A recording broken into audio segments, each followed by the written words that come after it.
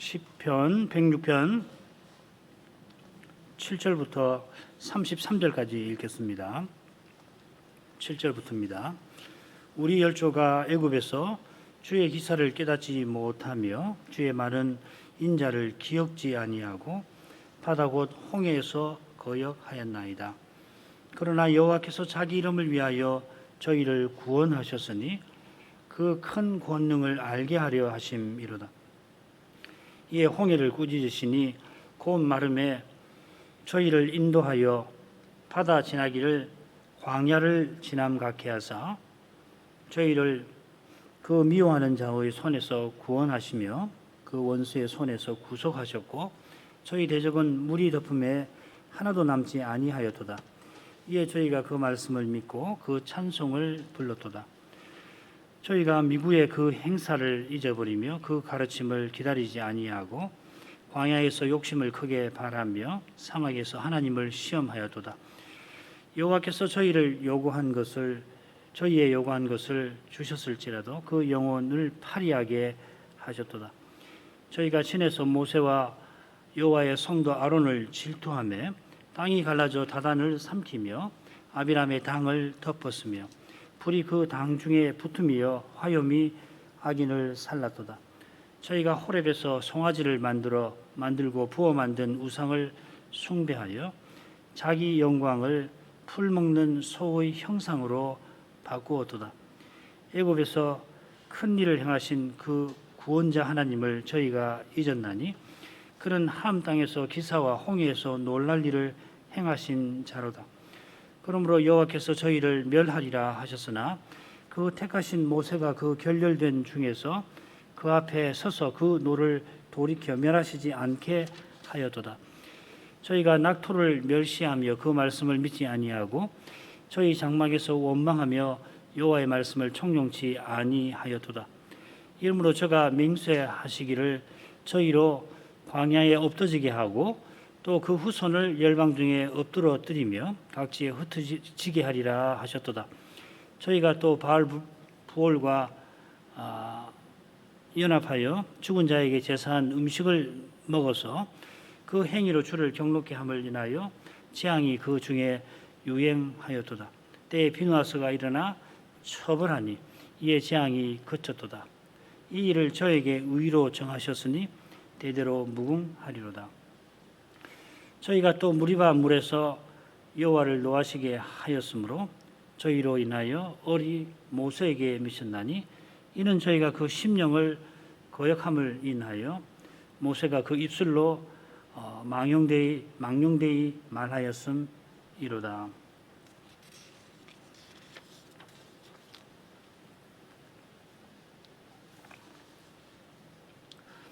시편 106편은 시편 제4권의 마지막 시입니다. 다윗이 언약궤를 모신 날에 드린 시에서 마지막 두 구절을 가져다가 대폭 확대한 시입니다. 찬양인데 가져온 찬양을 시의 앞뒤로 배치함으로써 시편 106편의 시인은 여호와께서 이스라엘의 포로를 돌이키시는 현실에서 곧 있을 성전과 성벽의 중건을 바라보고 있는 것 같습니다. 지난 시간 이어서 두 번째 부분입니다.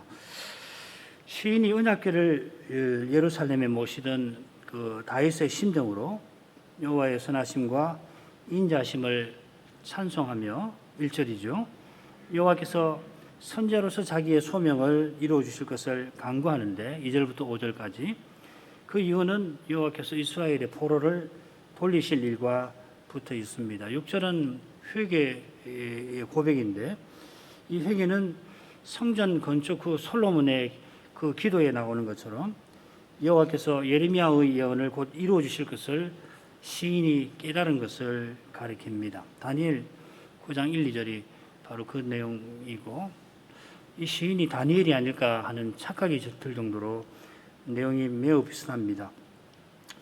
그런 착각이 아닐 수도 있습니다. 사실은 다니엘일 수도 있습니다.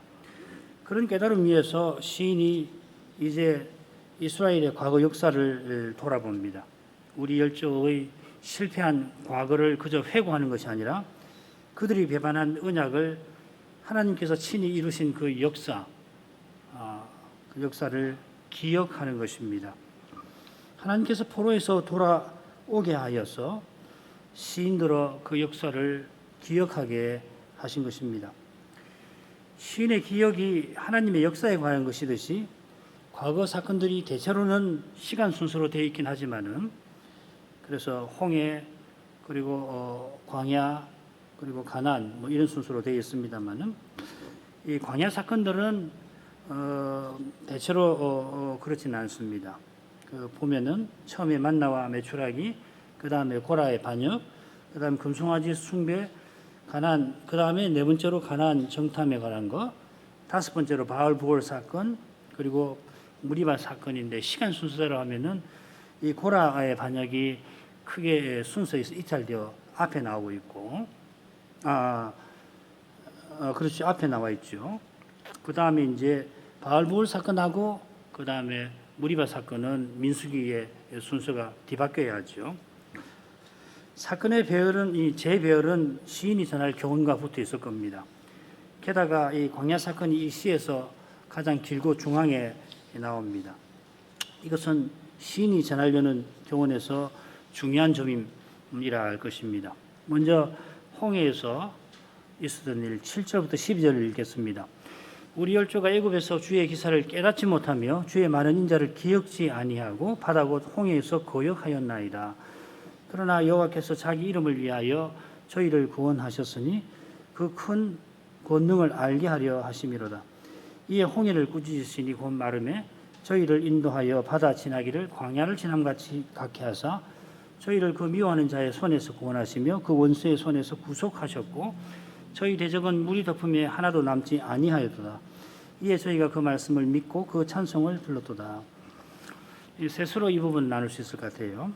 7절 우리 열조의 거역, 망각, 거역 뭐 이런 거고, 그 다음에 여호와의 구원이 8절부터 11절에 나옵니다. 이 부분은 이 구원이란 말이 9절과 8절과 10절에 나오고, 그리고 9절과 11절에는 그 내용이 홍해에서 어떻게 이루어졌는가 이렇게 반복해서 나옵니다. 그 다음에 12절이 우리 열조의 믿음과 찬송 이렇게 되겠습니다. 우리 열조가 홍해에서 거역했지만은 여호와께서 홍해물로 그들을 구원하셔서 그들로 하여금 찬송하지 않을 수 없게 하셨다 하는 것입니다. 7절은 처음과 끝에 장소가 나옵니다. 이집트에서, 그리고 바다 곧 홍해에서. 6절에서 시인은 우리 열조와 함께 우리가 범죄했다 고백했는데, 먼저 우리 열조가 이집트와 홍해에서 범죄한 것을 이야기합니다. 그들이 이집트에서 주의 기사를 깨닫지를 못했습니다. 이 이집트에서 주께서 기사를 행하신 것이 105편 한가운데 나오는 핵심 내용이었죠. 그런 점에서 이 시편 106편은 105편에 이어서 이스라엘의 역사를 살피는 것입니다. 하나님께서 그 말씀대로 기사를 이집트에서 행하셨는데 이스라엘이 그 기사를 직접 경험하고도 깨닫지 못한 겁니다. 그 이유는 모세를 통하여 미리 베푸신 여호와의 말씀을 믿지 아니한 데 있습니다. 직접 경험한 실로 놀라운 일들이지만 그 일들의 놀라운 거룩함을 깨닫지 못한 겁니다. 하나님의 거룩하심을 깨닫지 못한 것은 거룩하신 하나님을 믿지 아니한 겁니다. 하나님께서 대제국 이집트에서 해방시켜 주시되 이집트의 재물까지 얻게 하셨습니다마는 그렇게 하신 것이 전적으로 여호와의 인자하심인 것을 제대로 알지 못한 것입니다. 자기네는 종살이에서 벗어날 힘이나 지혜가 전혀 없었고 오직 하나님께서 구속하셨습니다. 하나님이 여호와이심을 친히 나타내셨습니다. 그 종 아브라함과 그 말씀을 기억하셔서 친히 그 약속을 이루시고 이스라엘의 하나님 되어 주신 것입니다. 종살이에서 벗어난 것, 또 이집트의 보물을 얻은 것, 그것이 중요한 것이 아니라 그분의 말씀이 이루어진 사실, 하나님께서 언약을 이루신 그것이 중요합니다. 거기서 믿음이 생기고 이 믿음으로 구원 얻는 것입니다.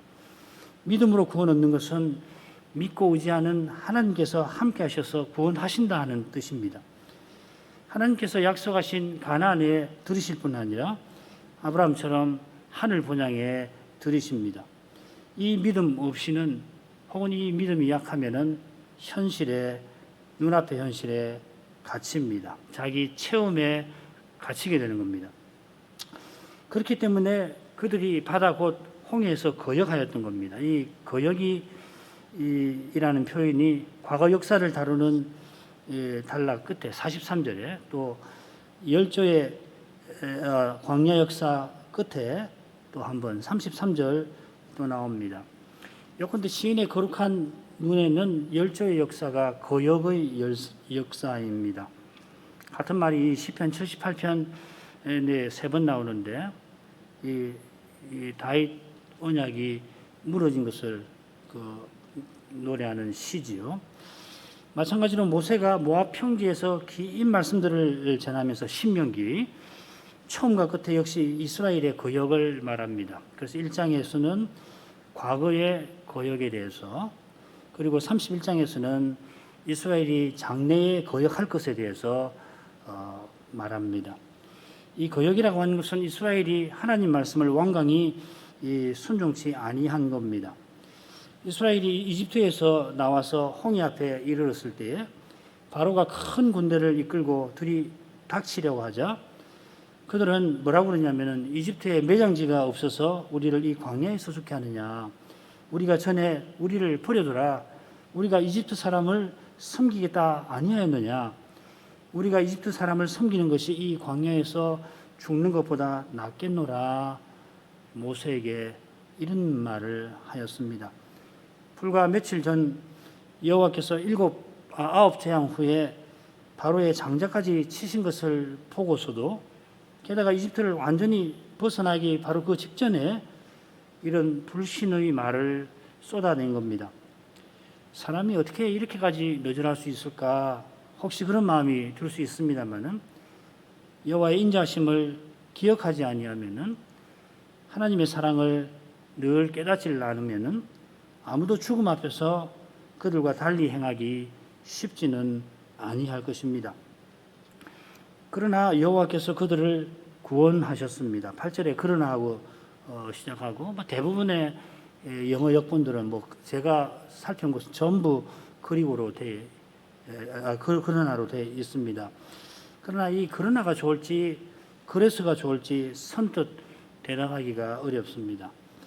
거역하는 이스라엘이 죽어 마땅하니까 그러나 하나님이 구원하셨다 한 것입니다만은, 그런 이스라엘이 스스로 구원에 이르지 못하니까 그래서 이렇게 표현할 만합니다. 70인역은 그리고 그래서라고 번역을 합니다.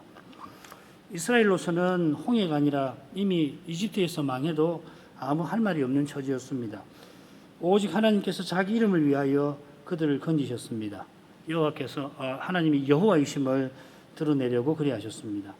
달리 표현하면은 그들을 사랑하셔서 그리하신 것입니다. 먼저 사랑하셔서 언약 맺으시고 약속대로 건지신 것입니다. 그처럼 그 큰 권능을 알게 하려고 그리하셨습니다.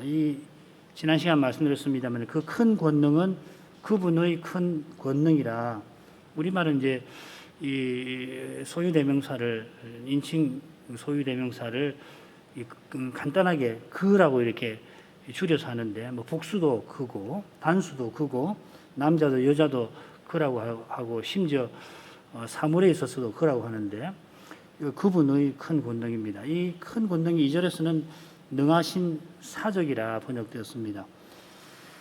2절에서는 큰 능력으로 행하신 놀라운 일들을 가리키겠죠. 여기서는 단수형으로 쓰여갖고 있어 그런 일들을 행하시는 놀라운 능력을 가리킵니다.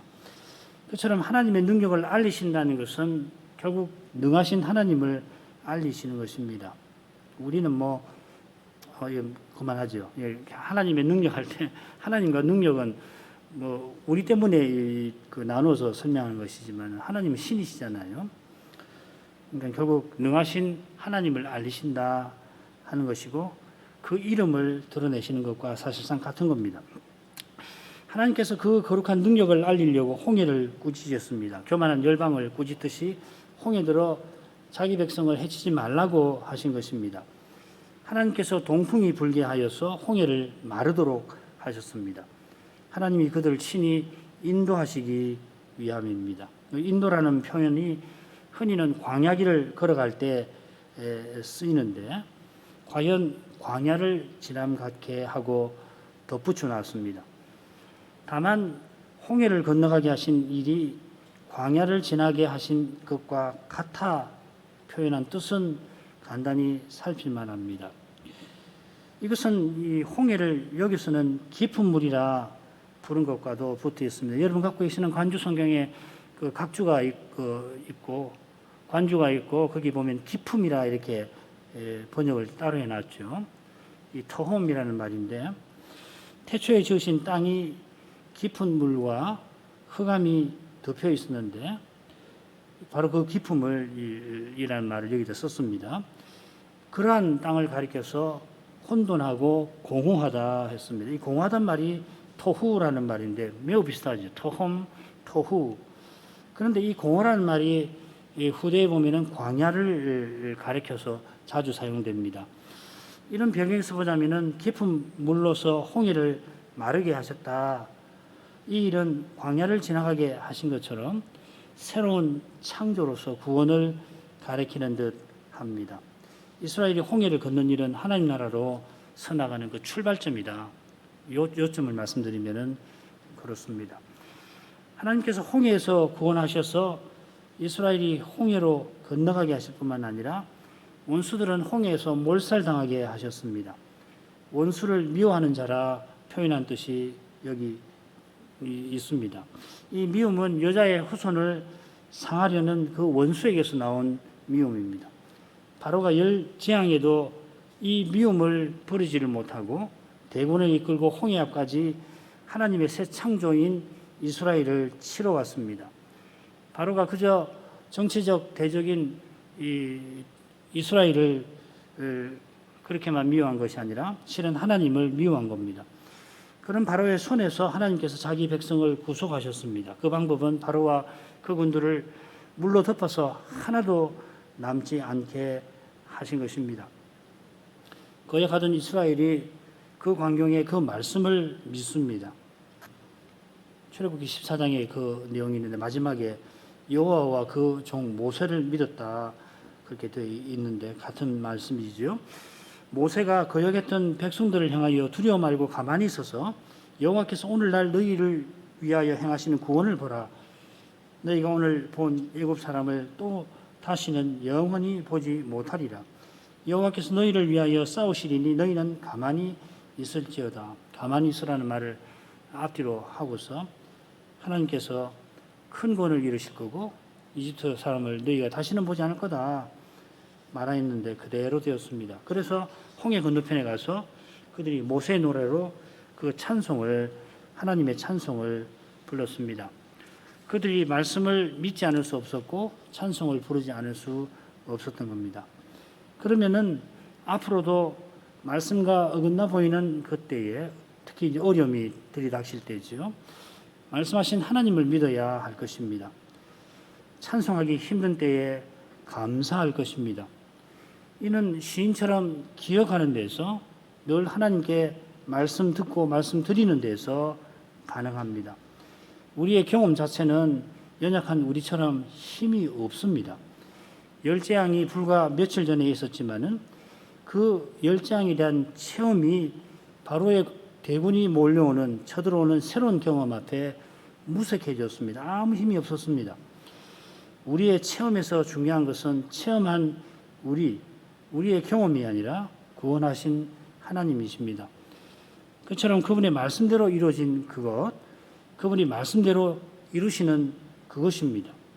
하나님께 말씀을 듣고 말씀드리는 이것이 우리에게 중요한 체험입니다.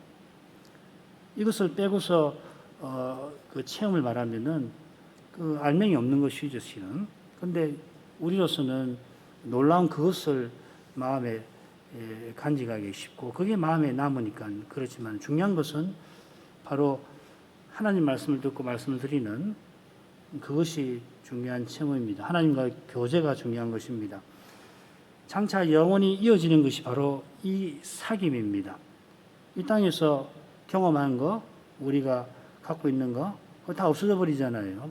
이것만 남는 것입니다. 이것이 또 영원히 이어지는 것입니다.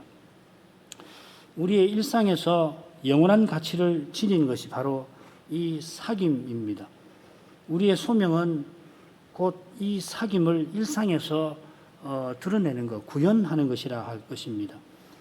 그렇게 하면은 장차와 매우 비슷하게, 장차의 견주기는 힘들 수 있지만은 일과 기도가 하나 되고 말씀과 삶이 하나가 될 것입니다.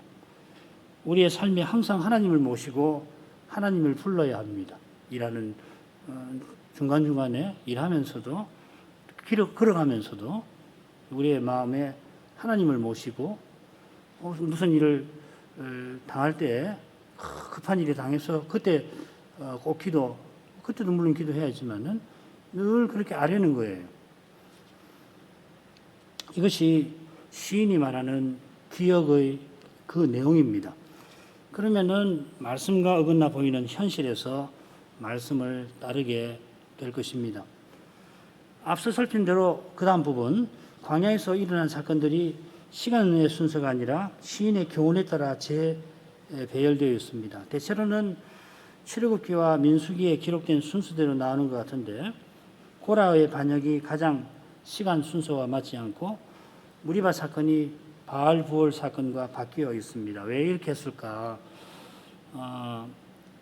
아마도 이 무리바 사건이 마지막에 나오는 것은 처음에 만나와 메추라기 사건과 짝을 이루는 것 같습니다. 먹는 것, 양식과 물이지요. 그 다음에 시간 순서에서 이탈된 고라 사건과 바알 부월 사건이 대조를 이루면서 짝을 이룹니다. 고라는 나오질 않습니다. 이게 흥미로운 점이에요. 실은 루벤 지파의 다단과 아비람이 모세와 아론을 질투하여 반역을 일으켰습니다마는 바알 부월 사건에서는 제사장 비누아스가 하나님을 향한 열심으로 우상 숭배한 사람들을 죽였습니다. 금송아지 숭배 사건과 가나안 정탐 사건이 또 짝을 이룹니다. 금송아지 사건은 홍해에서 놀랄 일을 행하신 구원자 하나님을 잊은 것입니다. 그들이 홍해에서 벗어나자마자 곧 여호와의 행사를 잊어버리더니 이렇게 된 겁니다. 그러니까 처음 세계가 사실은 서로 한 묶음으로 되어 있다 하는 말씀을 또 드리는 겁니다. 그처럼 정탐 사건은 주실 낙토를 멸시하고 그 말씀을 믿지 아니한 것입니다. 백성이 그 말씀을 믿지 아니하더니 무리바에서 거역하였고 그때는 심지어 모세마저 그 입술로 망령되이 말하는 지경에 떨어졌습니다. 네 번째와 다섯 번째, 여섯 번째가 또 한 묶음처럼 읽힙니다. 모세가 금송아지 사건에서 하나님의 노를 돌이킨 인물인데 그런 모세가 무리바에서 하나님을 노하시게 했습니다. 모세가 그럴 정도니 이스라엘이 가나안에 들어가서 어떻게 될 것인가 불을 보듯 뻔합니다. 이게 정탐 사건의 결론 27절에 민수기에는 나오지 않는 건데 정탐 사건 결론에 이 내용이 나옵니다.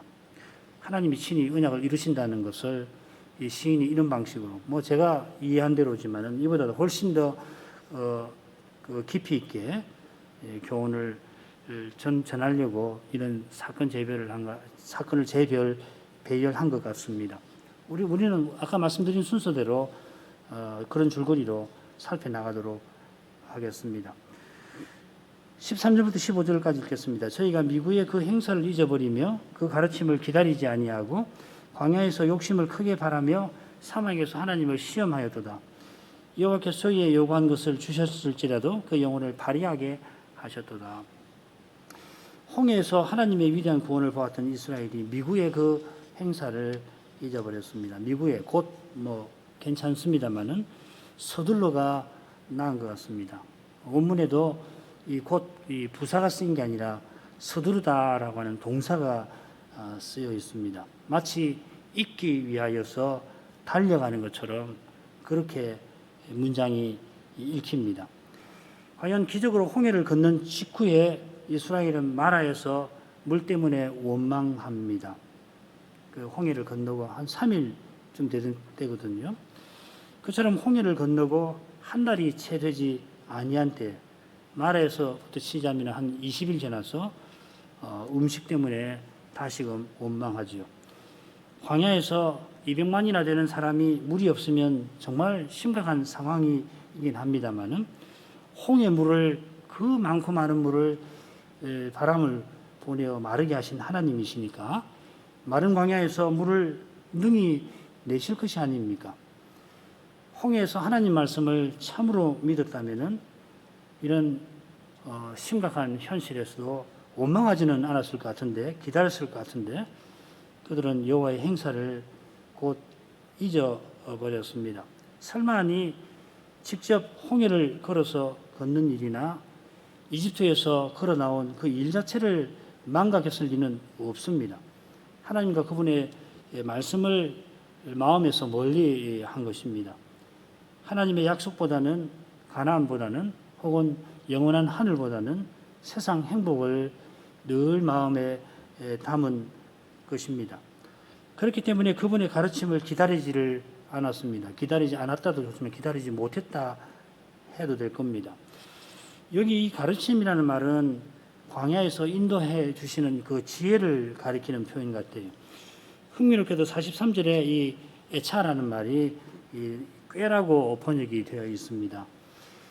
여호와께서 가나안에 들이셔서 여러 번 이스라엘을 건져주셨지만은 이스라엘이 자기 꾀로 여호와를 거역하였다 하였습니다. 비슷하게 지금 홍해와 광야에서 이미 여러 번 건져주셨지만은 이스라엘이 자기 꾀를 의지하지 하나님의 가르침을 의지하지 아니하는 겁니다. 자기 꾀로 눈앞에 닥친 어려움을 벗어나려고만 하지, 어려운 현실에서 하나님 뜻이 무엇일까 여쭤보고 하나님의 대답을 기다리지를 아니하는 것입니다. 가나안으로 곧장 가는 길이 있지요. 그 해변길로. 그렇게 곧장 가면은 얼마면 가는데, 이 백성이 전쟁을 보면 뉘우쳐 애굽으로 돌아갈까 염려하셔서 해변길로가 아니고 광야길로 이끄시는 겁니다. 그런 것들이 광야에 가나안에 들어가려면은 이스라엘은 광야길을 걸어야 하는 겁니다. 고생스럽긴 하지만은 그것이 그들에게는 약속의 땅에 들어가는 그 길입니다. 이런 거룩하고 자상하신 뜻에 관하여서 묻고 또 기다리고 배워야 옳습니다. 마찬가지로 그리스도와 같아지게 하시려고 지금 고난받게 하시는 뜻은 더더욱 몇 번, 한두 번 배워서 금방 터득되는 게 아닙니다. 실은 어려운 일을 당할 때마다 겸손히 여쭙고 특별히 참고서 주님의 답을 기다려야 합니다. 이것이 어렵지요. 실은. 주님의 가르침을 기다리지 못했던 것은 욕심을 크게 발했기 때문입니다. 이 욕심이라는 말, 타바라는 말인데 메추라기 이 사건에 나오죠. 핫다아와라고 하는 거, 기브롯, 핫다아와, 기브롯은 무덤이라는 말이고 핫이라는 말은 이 정관사입니다. 영어의 the 같은 겁니다. 다아와, 타아바, 다아와 같은 말입니다. 사람이 떡으로만 사는 게 아니라 하나님의 입에서 나오는 모든 말씀으로 삽니다. 말씀으로 살라고 하나님은 오늘도 우리에게 떡을 주십니다. 하나님께 말씀 듣고 말씀 드리며 살라고, 언약의 관계를 유지하라고, 모든 선한 것을 심지어 구하기도 전에 다 아시고 오늘도 우리에게 그 모든 것을 주고 계십니다. 하나님과 그 행사를 잊은 이스라엘은 먹기 위하여 삽니다. 하나님께서 태초에 주신 욕구들은 주신 음식을 먹고 혼인을 통해서 거룩한 사회를 만들어서 하나님께로 나아가게 하려 하신 겁니다. 특별히 수면욕이라고 하는 거, 이게 영원한 안식과 관련된 욕구겠죠. 하나님을 떠난 후에는 욕구들이 욕심으로 변질됩니다. 욕구의 대상이 욕심의 목적으로 변한 것입니다. 욕구를 주신 목적이 결국은 하나님을 향하게 하신 데에 있습니다. 하나님께서 우리의 사모할 분입니다. 그래서 이사야 26장 8절에서는 이 타바라는 말을 써서 주의 이름을 우리 영혼이 사모하나이다. 우리 영혼의 타바는 주의 이름입니다. 원문대로 번역하자면은 우리의 영혼의 소원은 주님의 이름입니다. 이렇게 번역할 수 있는데 이걸 풀어서 주의 이름을 우리 영혼이 사모하나이다. 하나님을 사모할 때 비로소 우리가 욕심에서 벗어납니다. 선을 소원하게 됩니다. 하나님을 사모하지 않고 먹을 것을 탐하니까 그러니까 완전히 도치가 되어버린 것이죠. 생각에서, 가치관에서, 삶의 태도에서. 그래서 어떻게 되느냐면 감히 하나님을 시험하였습니다. 하나님께서 인생이 하나님을 믿는지 아닌지 시험하시죠. 만나주실 때도. 이스라엘이 광야를 지나 가나안에 이르라고 시험하시는 겁니다. 이 시험하셔서 떨구려고 하는 것이 아니라 합격하게 하려고 가나안에 들어가라고 시험하십니다. 그런데 이스라엘은 하나님의 약속을 믿지 못하고 탐하는 것을 주시나 안 주시나 하나님을 시험합니다. 참 악한 마음입니다. 이런 탐심으로 요구하는데도 하나님께서 주십니다. 우리 한글 개혁 성경대로 이 요구가 그들의 악한 태도를 잘 보여줍니다. 이 요구가 번역이 잘 된 거라고 생각합니다. 그들은 물론이고 아무도 하나님께 요구할 자격이나 권리가 없습니다. 언약으로 우리에게 하나님을 가까이 할 자격과 이게 의롭다 하심이죠. 하나님을 아버지라고 부를 특권, 이게 거룩하게 하시는 은혜인데 자격과 특권이 생겼지만은 이 자격과 특권은 하나님의 은혜와 선물입니다. 하나님 은혜에 감사하며 거기 합당한 것을, 은혜에 합당한 것을 겸손히 구해야 합니다. 그래야 제대로 받습니다. 받아야 할 사랑을 맛봅니다. 그러나 이스라엘처럼 탐심으로 요구하면은 요구한 것을 받은 결과 더 나빠집니다. 그 영혼이 파리해집니다. 차라리 받지 아니한 것보다 못하게 됩니다. 가령 기브롯 핫다와에서 그들이 얼마나 탐욕스러운지 아시지요? 메추라기를 보내시니까 적게 모은 사람이 10호멜 2200리터나 모아가지고서 그걸 자랑하려고 그러는지 자기 진 사면에다가 쭉 펼쳐 두었습니다. 만나 안 먹겠다는 거겠죠, 그죠? 욕심을 채울 수 있을 만큼 채우려고 했지만은 하나님의 진노를 채우고 말았습니다. 탐욕스러운 사람들이 죽어 거기 장사되었고 서라린 슬픔이 그들의 슬픔에 그들의 마음이 잠겼습니다. 고라 사건으로 가겠습니다. 저희가 진에서 모세와 여호와의 성도 아론을 질투하며 땅이 갈라져 다단을 삼키며 아비람의 당을 덮었으며 그 불이 그 당 중에 붙으며 화염이 악인을 살랐도다. 잘 알고 계시는 대로 고라의 반역에 관한 거죠. 레이 지파 고핫 자손인 고라와 루벤 지파 사람 다단과 아비람이 모세와 아론을 질투했습니다. 질투한 그들이 실은 누구보다 중요한 지위에 있던 사람들입니다. 고라는 레윈이고 또 고핫 자손입니다. 고핫 자손이 게르손이나 무라리 자손보다 성막에서 중요한 일을 맡았죠. 그래서 행렬에서도 중앙에 있습니다. 다단과 아비람도 장자 지파를 대표하던 족장들이었습니다. 모세나 아론을 제외하면은 이들보다 지위나 직무에서 남들보다 뛰어난 사람이 없는 셈인데 여호와의 종 모세와 여호와의 성도 아론을 질투하였습니다. 성도라고 했는데 거룩한 사람이라는 뜻입니다. 그 택하신 자 같은 말이죠, 거의. 그들의 질투는 여호와의 질투와 정반대됩니다. 여호와 하나님은 질투하시는 하나님이신데 그 질투는 참된 사랑에서 나와서 이스라엘의 죄를 막으려 하시는 것입니다만은 다단과 아비람의 질투는 미움에서 나와서 여호와의 성도를 거룩한 자를 죽이려 합니다. 누구보다 직분자인 이들이 여호와의 본의를 받들어야 하는데도 심각하게 그 본의를 하려고 합니다. 그래서 하나님께서 그들을 철저히 심판하신 겁니다. 땅이 갈라져서 다단과 아비람의 당을 삼켰습니다. 가족들인데 여기서 특별히 이 당이라는 말, 그러니까 그냥 혈연 관계만 아니고 다단과 아비람의 생각을 공유하는 그런 집단으로서 가족을 이렇게 표현하는 겁니다.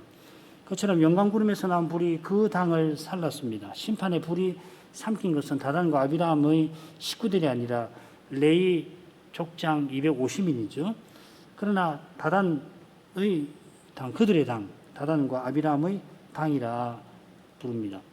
반역의 주동이었던 코라가 언급되어 있지 않습니다. 그 이유가 뭔지 단정하기는 어렵습니다만은 이건 특별히 포로 이후 문헌의 큰 주제일 것 같은데 간단하게 요점만 말씀드리면은 왕이 없는 현실, 그러니까 레위인과 제사장이 다스리는 현실, 특별히 포로 이후는 제사장보다 레위인이 중요하죠.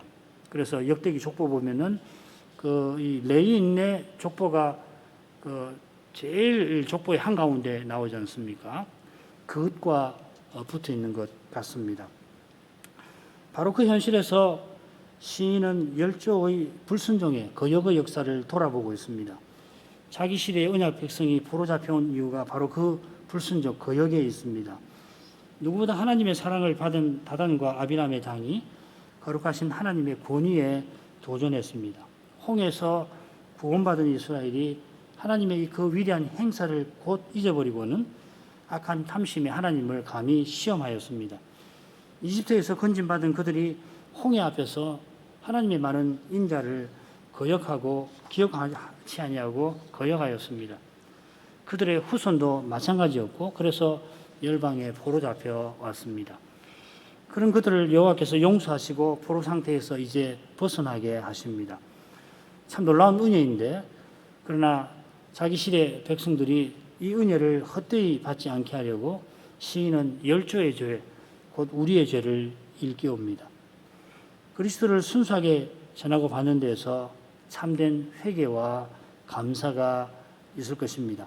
자비하신 아버지, 코로나 전염병이 새로운 국면으로 여전히 온 세상에 창궐하고 있지만은 지금까지 친히 저희를 예배로 불러주시고 저희 각각의 삶을 자상히 권고해 주신 것처럼 이제도 교회가 함께 주의 이름을 부르게 하신 것을 무한 감사드립니다.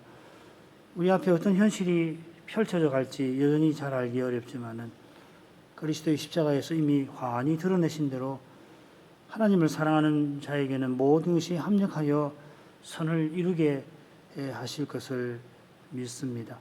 하나님의 모든 말씀이 그처럼 성경에 기록된 하나님의 모든 거룩한 역사가 이 위대한 진리를 분명히 증언합니다. 가장 위대한 한 인물의 그 위대함이 결코 사람 자체에서 나오지 아니하였습니다. 전적으로 하나님 은혜에 있었습니다. 아무리 훌륭한 인물이라도 그 스스로는 너무도 연약하여서 심지어 얼마나 연약한지 하나님의 뜻을 이루려 하는 바로 그 일이 하나님 언약을 허무는 것이 될 수가 있었습니다. 우리의 가장 선한 행위라도 그것이 은혜로 말미암지만은 그 행위 안에는 우리의 치명적인 악함이 있음을 고백합니다. 하나님만이 은혜와 사랑으로 죄인을 구원해 주십니다. 바로 그 사랑이 지금도 우리의 삶을 붙들고 계십니다. 우리 각각의 삶이 사람의 눈에는 천차만별이며 심지어 극과 극일지라도 그러나 하나님께서 그 선하심과 인자하심으로 말미암아 저 복된 소망을 향하여 함께 나아가게 하십니다. 어떤 이는 감사함으로 더욱 주님께 나아오게 하시고 어떤 이는 회개함으로 돌이켜 주를 향하게 하십니다. 그러나 회개 없는 감사가 없듯이 참된 회개에 가장 진실된 감사가 함께 합니다. 자비하신 아버지 그 거룩한 사랑을 의지하여서 우리 가운데 특별히 어려운 가운데 있는 주님의 자녀들을 위하여 함께 구합니다. 아버지의 사랑은 우리 모두에게 절실하지만은 특별히 절실한 이들에게 친히 드러내 주셔서 그 사랑 안에서 위로와 격려를 얻게 하시고 이 세상이 지금은 우리가 하나님의 자녀인 것을 알아보지를 못하지만은 설령 그러할지라도 하나님의 자녀로서 당할 수 없는 그런 현실에 있을지라도 우리가 하나님의 자녀인 것은 아무런 변함이 없을 뿐만 아니라 하나님이 사랑이시니 어려운 가운데 있는 자기 자녀를 특별히 더욱 살펴주심을 알고 그 사랑을 힘입어서 특별히 어려운 가운데에서 그리스도를 드러낼 수 있게 해주시기를 구합니다. 그리스도를 드러내는 거기서 우리의 소망은 결국 그리스도와 같아지는 거기에 있음을 깨달아서 참된 기쁨에 이르게 하시고 그 기쁨으로 이 삶의 고단함을 늘 이기며 전진하게 하옵소서. 예수님 이름으로 기도합니다. 아멘.